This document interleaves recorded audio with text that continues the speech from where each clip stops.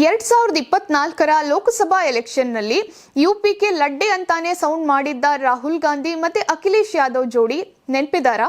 ಹೌದು, ಉತ್ತರ ಪ್ರದೇಶದಲ್ಲಿ ಬಿಜೆಪಿಯನ್ನೇ ಶೇಕ್ ಮಾಡಿ ಬರೋಬ್ಬರಿ 43 ಸೀಟ್ ಗೆದ್ದು ಬೀಗಿದ್ದಂತಹ ಈ ಮೈತ್ರಿಕೂಟದಲ್ಲಿ ಈಗ ಮತ್ತೆ ಸೀಟ್ ಶೇರಿಂಗ್ ಗೊಂದಲ ಶುರುವಾಗಿದೆ. ಇಂಡಿಯಾ ಅಲೈನ್ಸ್ನಲ್ಲಿ ಬಿಜೆಪಿ ವಿರುದ್ಧ ಗೆಲ್ಲೋಕೆ ನಾನು ಎಂತ ತ್ಯಾಗಕ್ಕೂ ರೆಡಿ ಅಂದಿದ್ದಂತಹ ರಾಹುಲ್ ಒಂದ್ ಕಡೆ ಆದ್ರೆ, ಕಾಂಗ್ರೆಸ್ ದೊಡ್ಡ ಮನಸ್ಸು ಮಾಡಬೇಕು ಅಂದಿದ್ದಂತಹ ಅಖಿಲೇಶ್ ಇನ್ನೊಂದು ಕಡೆ.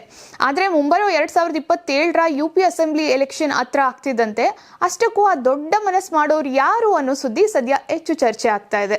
ವಿಷಯ ಏನಂದ್ರೆ, ರಾಹುಲ್ ಗಾಂಧಿ ಸಾಫ್ಟ್ ಆಗಿದ್ರು, ಯುಪಿ ಕಾಂಗ್ರೆಸ್ ಲೋಕಲ್ ಲೀಡರ್ಸ್ ಮಾತ್ರ ಅಖಿಲೇಶ್ ಮೇಲೆ ಒತ್ತಡ ಹಾಕ್ತಿದ್ದಾರೆ ಅನ್ನುವಂತಹ ಮಾತುಗಳು ಕೇಳಿ ಬರ್ತಾ ಇದೆ.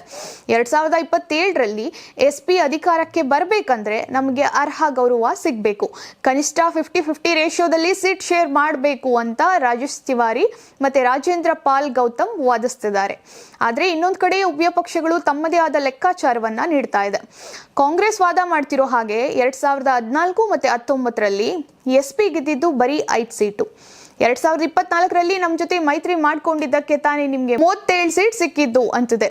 ಇನ್ನೊಂದ್ ಕಡೆ SP ಹೇಳ್ತಿರೋದು ನಿಲ್ಲಿ, 2022ರ ಯುಪಿ ಅಸೆಂಬ್ಲಿಯಲ್ಲಿ ಕಾಂಗ್ರೆಸ್ ತಗೊಂಡಿದ್ದು ಜಸ್ಟ್ -2.33 ವೋಟ್ ಶೇರ್, ಸಿಕ್ಕಿದ್ದು ಬರೀ 2 ಸೀಟ್. ರಾಜ್ಯದಲ್ಲಿ ನಾವೇ ಬಿಗ್ ಬ್ರದರ್ಸ್ ಅಂತ ಅಖಿಲೇಶ್ ಪಡೆಯು ತಿರುಗೇಟನ್ನ ಕೊಡ್ತಾ ಇದೆ. ಆದ್ರೆ ಇಬ್ಬರ ನಡುವಿನ ಈ ಫೈಟ್ ಹೊಸದೇನಲ್ಲ. ಬೇರೆ ರಾಜ್ಯಗಳಲ್ಲೂ ಸೀಟ್ ಹಂಚಿಕೆ ಗೊಂದಲದಿಂದ ಇಂಡಿಯಾ ಮೈತ್ರಿಕೂಟಕ್ಕೆ ಭಾರಿ ಹೊಡೆತ ಬಿದ್ದಿದೆ. ಹರಿಯಾಣದಲ್ಲಿ ಕಾಂಗ್ರೆಸ್ AAP ಸೀಟ್ ಶೇರಿಂಗ್ ಆಗದೆ ಸೆಪರೇಟ್ ಆಗಿ ಸ್ಪರ್ಧಿಸಿ ಓಟ್ ಸ್ಪ್ಲಿಟ್ ಆಯ್ತು, ಬಿಜೆಪಿ ಗೆದ್ದು ಬಿಡ್ತು. ಬಿಹಾರದಲ್ಲೂ ನಾಮಪತ್ರ ಸಲ್ಲಿಕೆ ಶುರುವಾದ್ರೂ ಮಹಾಗಠಬಂಧನದಲ್ಲಿರೋ ಸೀಟು ಫೈನಲ್ ಆಗದೆ ಸೋಲು ಅನುಭವಿಸಬೇಕಾಯ್ತು.